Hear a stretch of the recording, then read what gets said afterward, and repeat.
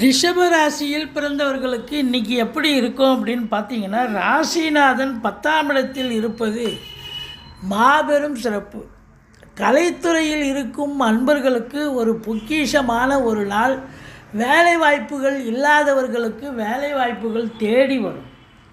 நல்ல சம்பாத்தியத்தை பார்க்க போகிறீங்க. எடுக்கின்ற முயற்சிகள் சக்ஸஸ் ஆகும்.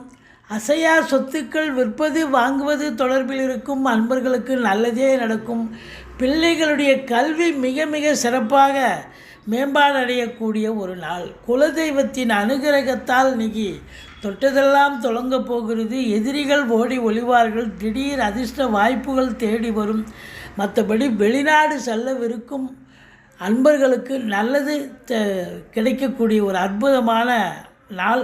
சூரியன் புதன் சேர்க்கை, புதாதித்ய யோகம் ஏற்படுகிறது. ராகு பகவான் உங்களுக்கு 11ஆம் இடத்தில்